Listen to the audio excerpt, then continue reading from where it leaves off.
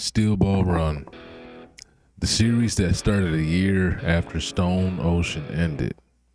With each adaptation of JoJo, from part 1 beginning all the way back in 1987, each part will usually drop within a few years of each other, right? And between each year that they drop, the spaces in between, it was a consistent release of the series with the first 3 parts, all starting within 3 years of each other's, all 3 years apart. From 1987, starting with Phantom Blood, okay? You know who that is, it's Dio Jonathan. Stardust Crusaders, released in 89, okay? Lasted for 3 years. From part 4 and beyond, we get something more like 4 to 5 years of each part running individually for their, each publication of them. And then the next one always starting about a year or two later. During Steel Ball Run's release, it switched from shonen to seinen the last years of its run. Because as a mangaka, Araki understood the limitations when it comes to the shonen category. This is not an opinion, and this is something that people have to understand without insult. This is simply a different demographic with restrictions, and for a person like him who wanted to explore more mature things and possibly make characters that are more complex and other plot points that are more thought out and have other deep meanings that he couldn't really touch on or even use or express or bring out in the shonen category. Because while JoJo's story and plot is really good, being a shonen, it's having to focus on things and, not do things that don't really define and fit with what a shonen is. Okay? And him being the writer that he was, with doing the over-the-top stuff, the story was never as strong or as deep as he ever wanted it to be. He has to write weekly also with this series. And the shonen demographic with restrictions also. Okay, those two things in combination. And then those restrictions on what is shown and what is written about, especially as far as the themes of the story, okay? So there's no point of him even touching on super deep themes because the demographic is mainly for kids. There's no point sometimes. Sometimes you can, sometimes you don't.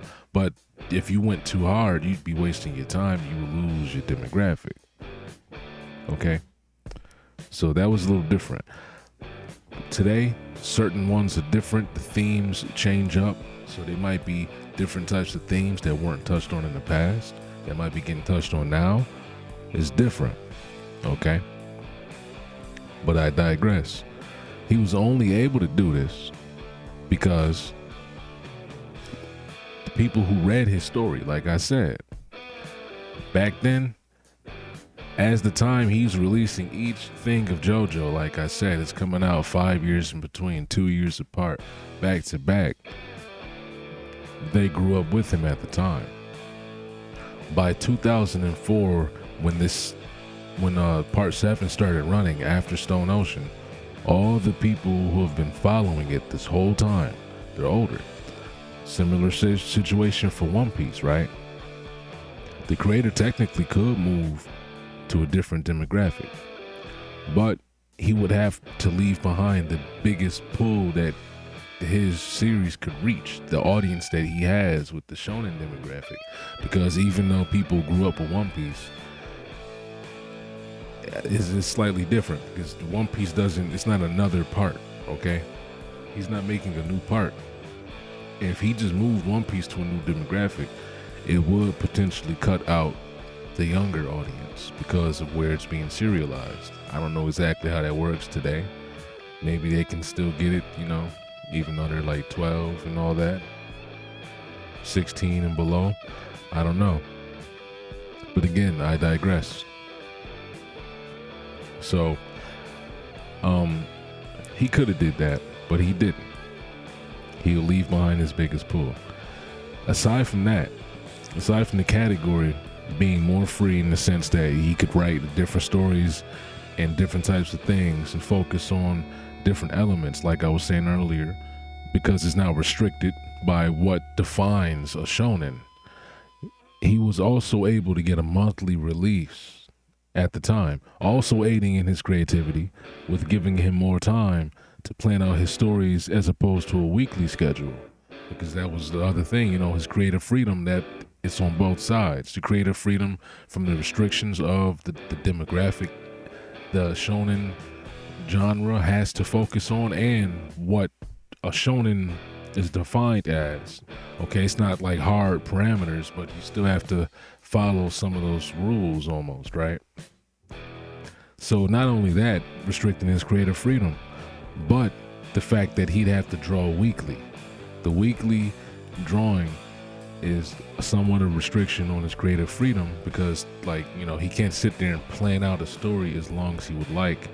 He has to go. It's go time. Okay, he has to drop something.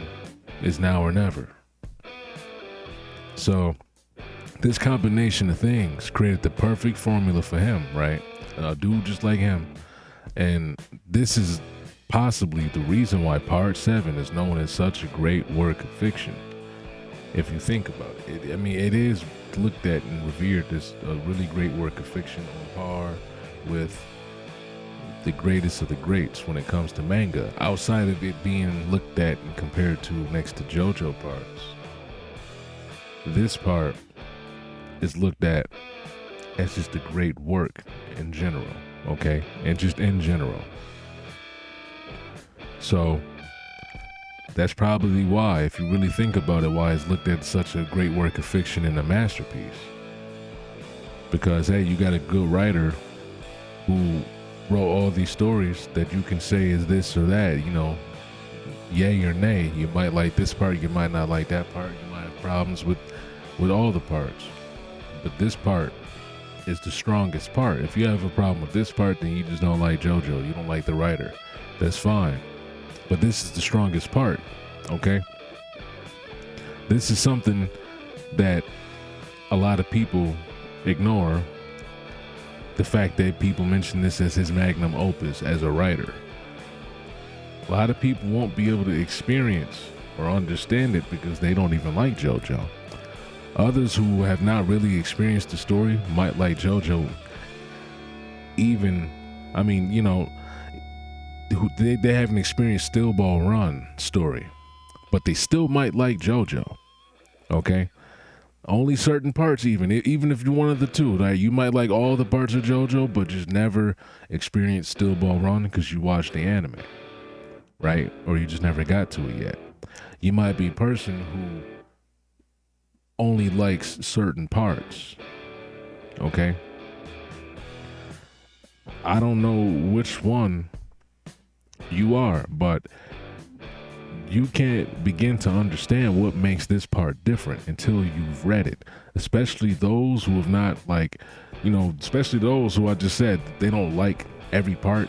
They're not like, part 7, part 6, 5, 4, all those are cool, but I like this one better now. Some people just don't like part 4.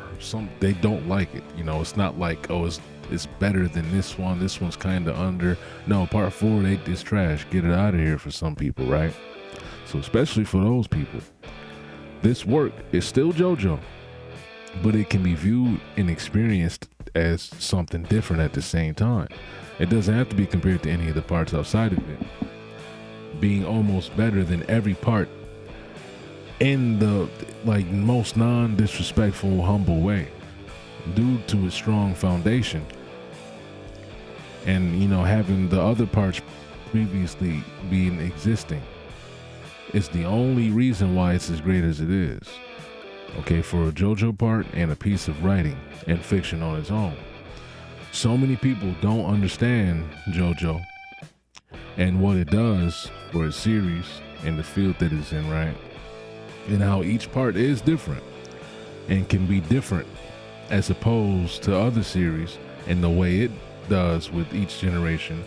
It's the type of series that can reference itself because of its own nature being created to follow up what was previously established as a series. It's like he's looking at his other series like, okay, we're continuing from there.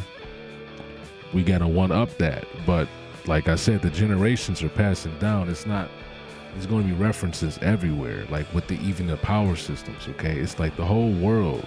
He's passing the whole world down because that's the nature of it. It's created to follow up what the previous did, and each part is unique in its own way, but you still get the core of what makes this thing JoJo. I know some people that don't think every part is good, and I've seen people online that share the same sentiment. This is obviously something, if you are aware of JoJo, you would know that this is an opinion that is strongly held. A lot of people only like the first two parts, or people don't like the first two parts and only like everything else after that. This has been an age-old dynamic when it comes to people liking or disliking JoJo. Okay? Even before I myself was even watching JoJo, this sort of discussion and dynamic always existed. Each part comes with new controversy. Also, Jolene's part, a part that is very well received in today's modern audience, was not well received at all back then when it came out. As one of the worst, it went down as one of the worst parts at the time it was existing. And it was not a favorite part of many people, being like with a female protagonist in the forefront. Okay? That's one of the main things, but it was, people just didn't like the part in general at all. They didn't like the ending too. Okay, a lot of people after a while have also never liked the continuous changing of protagonists. That's been the thing. People have not been liking that for a while, either not understanding or simply just not liking the new idea, because there is a reason, right? But some people just simply don't like that idea of having a new character, having the kind of the same legacy of the previously established character. Some people like to see that one character progress through his own entire story. Okay? This was even more disruptive when the entire lineage got broken off due to the events of Stone Ocean. Because not only is the next Joestar going to be another new one, but it's not even continuing with the same story events or continuity or anything, because he felt that he reached the climax before he had to try to outdo what he was doing, so he wanted a fresh start, and he thought it was symbolic or whatever the fuck to have a fresh start on both ways, because he could have just ended Stone Ocean. He could have just ended it and then started up a new series, but he did that for the people who's following. He wanted it to feel like it's like JoJo was actually transitioning into something on that other level, and I liked it. I enjoyed that in that sense when I understood his reasoning for it, because I'm like, why did he do this? I thought it was cool conceptually, but I didn't understand why he did it, and I didn't like it. But then when I understood his reasoning for doing it, when I was reading the manga, right? I was reading the manga, and there's author notes and all that, and I go out of my own way to search things up. I found that out. Okay? So he reached the max. He just did something else, right? Also, going to a new serialization, it was a new chance, to really start fresh. Although he didn't go into the new serialization with Stillbone Run in mind. Stillbone Run happened while it was shonen, and then it transitioned into a Seinen series halfway through, like I said. So, it was just more symbolic though, because it's like, okay, boom, it's a new series. It's getting fresh in every way. It even went into a new serialization, right? The serialization part's more of a coincidence, but yeah, he wanted the thing to restart on a kind of how would you say, metaphysical level. That's not even the word. I can't think of the word right now, but you know what I'm trying to say, right? But yeah, this part of the series, I think, is the penultimate, and it's the accumulation of all his years of work and what he's learned from each of the previous part, and like, you know, in between his novels and stuff that he's worked on and done. So it's like all the stuff that he's accumulated.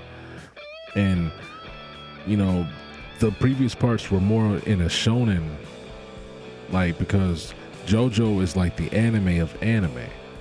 Okay, it's the anime of anime. And not the anime of anime, but it's anime to the anime max. I don't even know how to say it. Like, it's the most anime in the sense that it's unapologetically leaning in to like anime stuff, right? Like the things being hyperbolized and just drawn out to sort of an extreme and being exaggerated, right? So JoJo does that, and on every level. That's what anime does in general, but JoJo does it in a way that is trying to be serious. Like, this is just the natural course of things. Like, nobody's like, you know, everybody in that world is reacting to these bizarre things. Like, this is just how the world is for the most part. This is just a part of their world, okay? And I always kind of like that. So he's accumulating all of that stuff.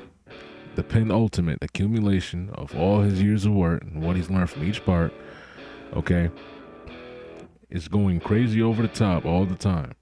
So that's going to be still in there, okay? If you know crazy over the top battle shonen, a lot of people only get into those stories because of that sort of thing. So Stardust Crusaders, that's a really fan favorite part. That's probably one of the over here, because it's America and Japan. It's the worldwide too. It's the world, America, and Japan. Like, in Japan, part 7 is, everybody knows part 7 is the best part. Over here, a lot of people know that, okay? A lot of people with cleaner palates. No, I'm not one of those people. But just people, you know, who understand, like, JoJo is like, is changing up on each part, and that, you know, okay, this part was more of a shonen. Some people think part 3 is the best thing ever because it's all shonen hype and what people would call aura moments today. Okay, I seen somebody say that. Coincidentally, I was talking about that in the Discord the other day, and coincidentally, I just hop on Twitter to look for more Steel Ball Run information. I seen people talking about the same exact thing on Twitter. They said, oh, part 3 is ironically that meme, and they showed a picture of Will Smith and the I Am Robot, and they said, what do we have here or whatever? And he said, all we have is hype moments and aura, and he was all sad because that's not what he wanted. So, yeah, a lot of people think that, and I don't know, like, I understand that a lot of people only like certain parts because of that. And it's nice and good, so it's straightforward.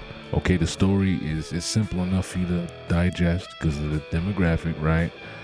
And it's never supposed to be the thing you're supposed to write home about. It's not supposed to be this super great work of fiction. It's not what it's trying. It's a shonen. It's trying to be a great shonen. So yeah, them hype moments and the battle stuff that people are reading week to week when they're like reading this thing, that's what that's there for. Okay, you gotta keep that in mind. It's not supposed to be a thing you're writing home about. Part 7, on the other hand, it is. It does everything that JoJo does in the JoJo anime, in the most anime of anime way, right? And it's wacky side hooks and all that other stuff, right? Part 7 isn't just another battle shonen. And it does more because it is actually comparable to works of literature with his writing and how he has evolved with what it already was doing as a shonen and a battle manga. Okay, and it retains JoJo's twists and natures because that's his style. So when he went to seinen, it's not that he started getting more graphic and gory and all that. The nature never changed. The JoJo nature, it never changed. He just was able to go deeper with the themes and characters and be more serious with that sort of stuff when it comes to balancing all of that around what JoJo is. as a world. You know, there's people with these abilities and all that sort of stuff. Because it stopped being just a battle shonen. It's not just a battle shonen anymore. If you watch it when it comes out, if you already read it, you should know this. Because you know, maybe you know this. But if you watch it, hopefully you'll find this out. Okay. I've come a long way to find out a lot of people. Sometimes people you just can't see the same shit. Okay. It could be looking at the same blue skies. It's gonna be purple to somebody. So everybody just, you know, it's not everybody's cup of tea. Some people I feel like don't even give this part a chance because they've already read all the other parts, and there's so many parts they don't even want to get to this one. Even if people say, oh, it's hype because everybody said every other part was hype, right? Everybody says every part is hype. Everybody says every part is hype. So if they say this part's hype, they're not gonna believe it.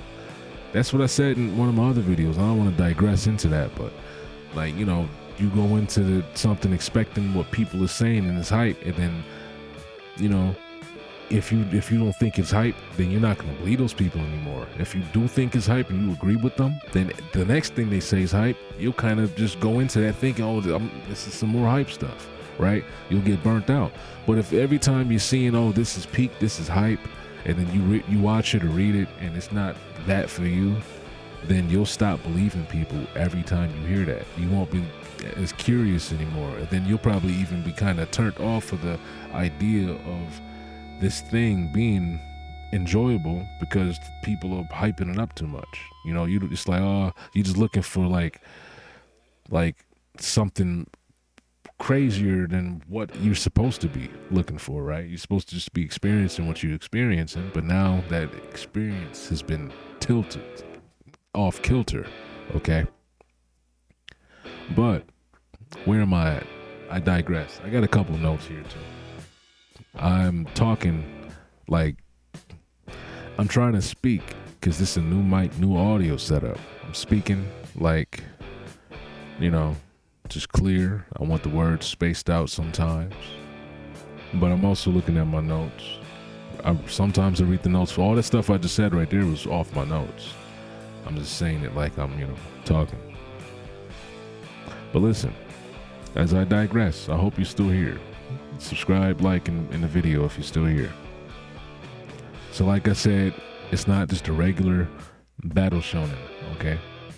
If you're a person who likes all of JoJo, I need not to say anything. If you're a person who only likes certain parts, maybe part 3 is your favorite, maybe part 1 is your favorite, okay? And maybe all the other parts don't add up, okay?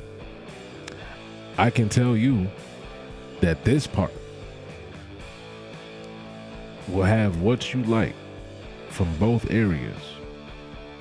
And because it's the penultimate combination and fusion of what it is that he's done for this past like while that he's been doing stuff. Now, it's not a while, since 85, okay? So like I said, if you're a person that likes all of JoJo, I need not say anything to you. But if you're a person who only likes certain parts, like I said, you gotta listen to this, man. If you're someone who doesn't like anything about JoJo, then these words aren't for you. Maybe I can convince you, but hey, that's not what my words today are for. They're not for you. I'm only speaking to the fans of JoJo and people who might be skeptical about this part because they hear about how people speak of it. Okay?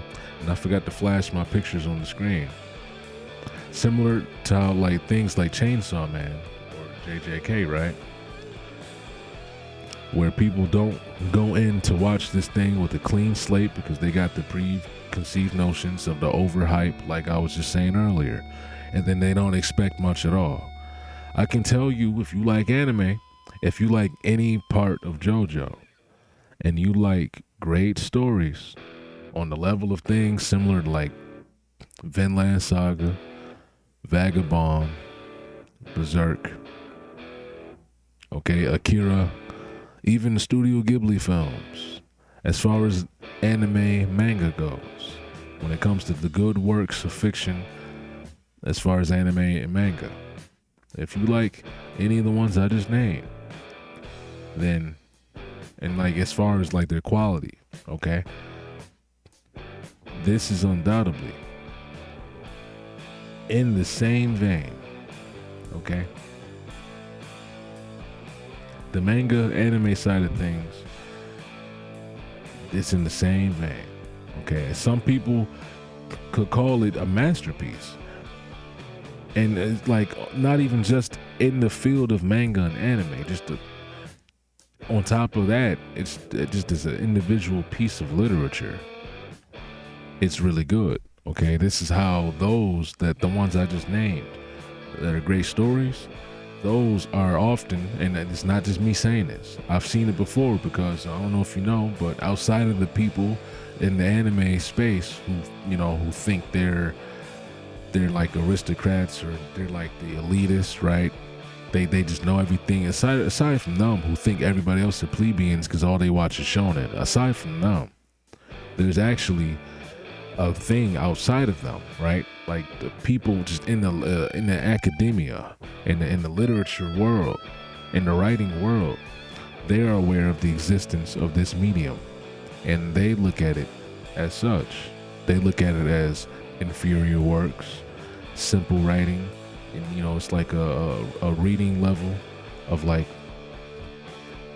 200, 500. It's not even up to the 1000s. Okay, like that's how they view that stuff.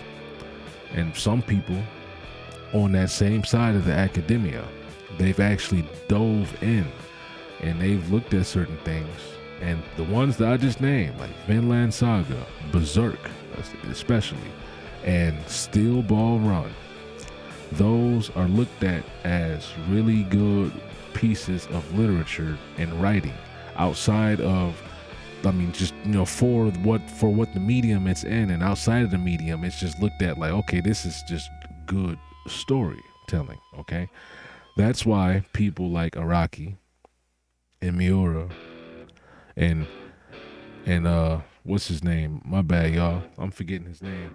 Damn, I don't even want to continue the video until I remember his name. The vagabond author, man. I'm trying to think of his name right now. Takehiko Inoue. All of them. That's why they're received so well in both worlds, okay? Around the whole planet. It's a global thing. Top piece of literature. I have my favorite parts of JoJo, and there's still things I like about other parts more than this part. But I feel like I can say I'm biased, even if even if something contended, because this is one of my favorite parts. But even if I'm not contending parts, because I'm saying one of my favorite, right? Even if I'm being unbiased, I can still say this is the best written piece that Araki has ever made. This is like, even if I still like part 6 a little better than this.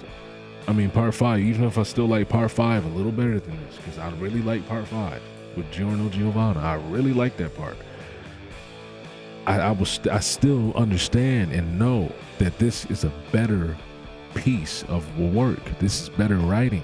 This is a better story. Even if I don't like certain characters in this better than Giorno's story, I feel like I can be unbiased and look at it from an unbiased standpoint and understand that this is just amazing in a lot of ways. And that's why when I say, I could tell you that as a JoJo fan, and not just a fan of JoJo, but a fan of good stories and anime and media in general. Okay, as a person who does not just watch shonen and doesn't just consume anime and manga, I can tell you both that this is the best part of JoJo, and it is really amazing for JoJo and what anime is like, right? Like it's just in that realm, it's great. Then I can also tell you on the other hand that, like, just for like what writing is and stories are, like, as far as that goes, just a good piece of work in a general story, this is really good too, even if you detach it from JoJo. Now we can all go in with our own opinions, right? We all got our own already, and you don't have to believe me when I say it's good. You don't have to go in there thinking it's good because of what I say either. But I tell you this at least: don't expect another regular part of JoJo. Don't expect the other parts. What you have to expect is a lot of references. Okay, there's gonna be a lot of references to like and homages and callbacks to things you will have to notice. And if you don't notice, then it won't be there for you. And that's why reading and watching every part is much sweeter, and it's much more like rich when you get to this part. Because if you went through there and you see the whole world reset, if you know, especially if you liked it, the whole world resets, and then you get here and there's new continuity, aka a new universe or whatever you want to call it, right? Within world, I guess it's a new universe.